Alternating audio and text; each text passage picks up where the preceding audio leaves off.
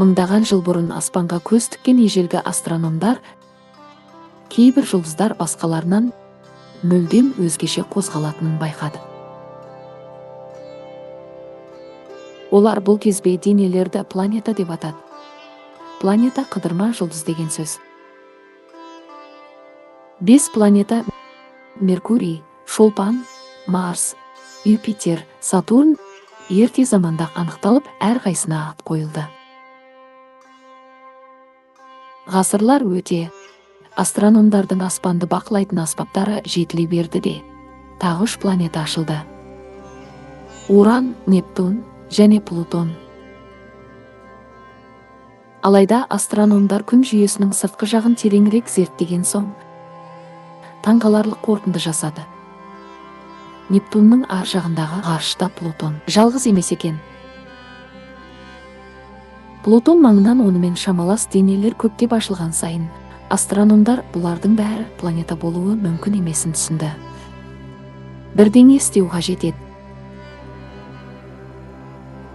2006 жылы халықаралық астрономиялық одақ ергежейлі планета атты жаңа санат енгізді. Аспан денесі ергежейлі планета саналу үшін 2 белгі қажет. Біріншіден, ол күнді айналуы міндетті.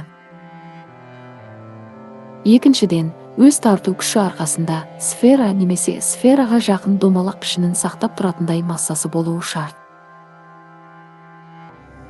Планеталардың үшінші белгісі бар.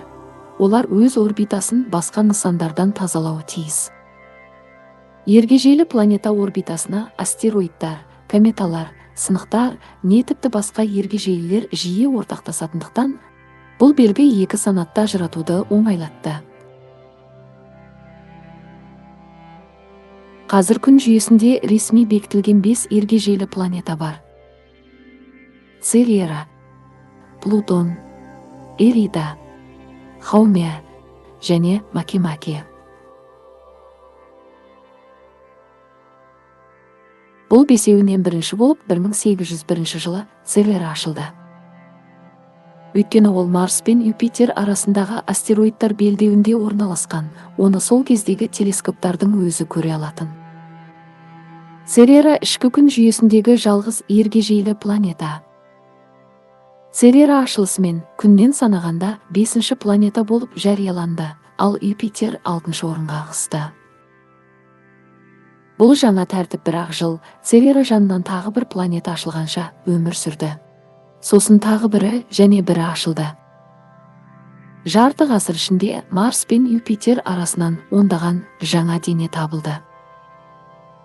1850 жылдарға қарай мезі болған астрономдар Церерамен бірге осы белдеудегі барлық нысандарды шағын планеталар санатына енгізді.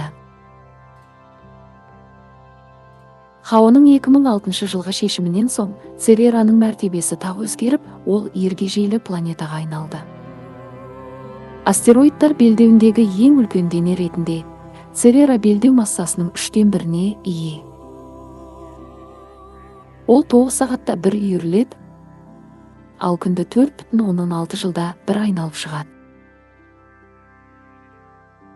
Церераның серігімен сақинасы жоқ.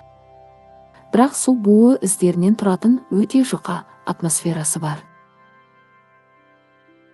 Диаметрі 950 км. Церера ергежейлі планеталардың ең кішкентайы.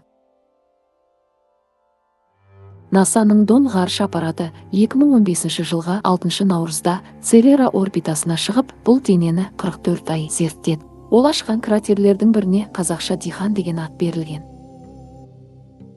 Плутон ең үлкен және ең танымал ергежейлі планета. Ол 1930 жылы ашылғаннан 2006 жылы мәртебесі өзгергенге дейін 9-шы планета саналып келді. Плутон тас пен мұздан тұратын шағын дене. Ол өте баяу үйіріледі, ондағы тәулік 6,4 жер жылына тең. Плутон өте қашық болғандықтан, күнді 248 жылда ғана бір айналып шыға алады. Плутонның азоттан және азғана метан мен иіс газынан тұратын жұқа атмосферасы бар. Церера сияқты Плутонның да сақинасы жоқ. Алайда 5 бірдей серігі бар. Харон атты серіктің үлкендігі сонша, Плутон мен Харон кейде қосар планета ретінде қарастырылады. 2015 жылғы шілдеде Плутон тұсынан ұшып өткен жаңа көкжиек ғарыш аппараты бұрынғы планетаның таңғажайып суреттерін түсіріп, осы алыста суық дененің құрамы мен құрылымы жайлы құнды мәлімет жинады. Эрида грек мифіндегі араздық тәңіриясы құрметіне аталған. Бұл орындыда өйткені Эриданың ашылуы Плутонның планета мәртебесі жайлы дау туғызды. 2005 жылы ашылған Эриданы NASA әуелі 10-шы планета деп атады, бірақ бұл аймақтан көптеген ірі денелердің табылуы бұл пікірді өзгертуге мәжбүрледі. Бетін метан мұзы басқан Эрида Плутоннан сәл кіші, бірақ одан біршама ауыр. Оның Дисономия атты айы белгілі. Заңсыздық тәңіриясы Дисономия Эриданың қызы еді. Эрида мен оның серігі күн жүйесіндегі ең қашық белгілі нысандар, олар Плутоннан әлдеқайда алыс. Эрида күнді 558 жылда бір айналатыны есептелген. Тағы бір ергежейлі планета Хаумеаның ашылғаны 2005 жылы жарияланды. Басқаларынан ерекшелігі Хаумеаның пішіні шар емес, қауын тәрізді. Оның бетін су мұзы басып жатыр.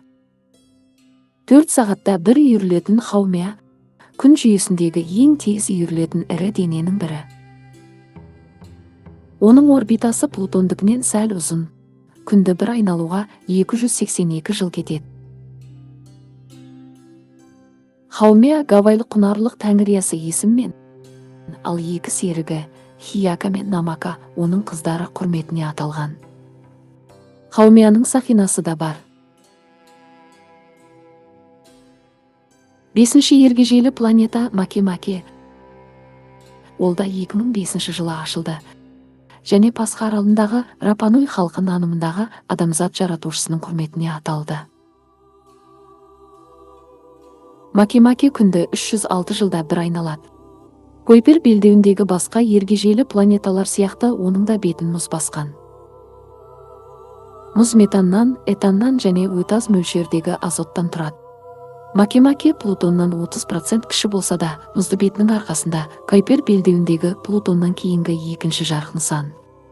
2016 жылы Маки-Макенің кішкене серігі ашылғаны хабарланды. Астрономдар күн жүйесінде жүздеген ергежейлі планета бар деп санайды. Үміткерлер жақсырақ зерттеле келе, біздің тізім толығуы мүмкін. Ал әзірге күн жүйесінің ергежейлі планеталары Церера, Плутон, Эрида, Хаумеа мен Маки-Маки жайлы әңгімемізді аяқтаймыз. Кездескенше.